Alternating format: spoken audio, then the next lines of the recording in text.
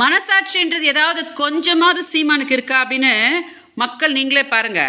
தமிழ்நாடு காவல்துறை விசாரணை கலைச்சாங்கல்ல சீமானை, அப்போ நேர்மையாக அது என்னன்னு பார்த்து அந்த பிரச்சனை என்னன்னு சால்வ் பண்ணுறதுக்கு துப்பு இல்லாமல் பயந்து ஓடியாச்சு. சுப்ரீம் கோர்ட்டில் போய் ஸ்டே வாங்கின்னு அதுக்கப்புறம் உட்காந்து ப்ரெஸ் மீட்டாக உட்காந்து கதை ஆனதுன்னு உட்காந்துருக்குறோம். என் ஆட்டத்தை பாருங்க, என் புண்ணாக்க பாருங்கன்னு. என்னடா ஆட்டத்தை ஆட போற? என்ன ஆட்டம் ஆட போற? பரதநாட்டியம் ஆட போறியா, குச்சிப்புடி ஆட போறியா? அடுத்த மாதம் வரப்போதே சுப்ரீம் கோர்ட்டில் உன் கேஸு. அதில் என்ன உனக்கும் எனக்கு பரதநாட்டியம் காம்படிஷன் வச்சுருக்குறாங்க.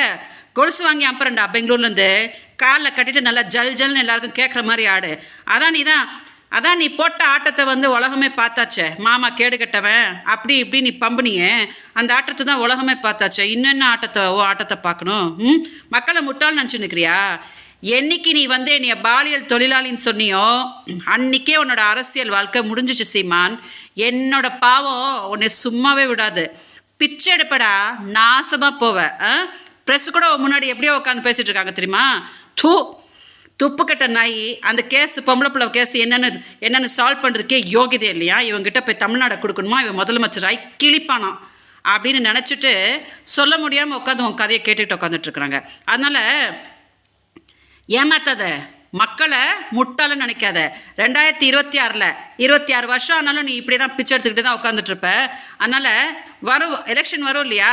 எலெக்ஷன் வரும்போது பாரு, இன்னும் மாதமாக உனக்கு நாமத்தை போட்டுட்டு தூண் உன்னை காரி துப்பிட்டு போவாங்க.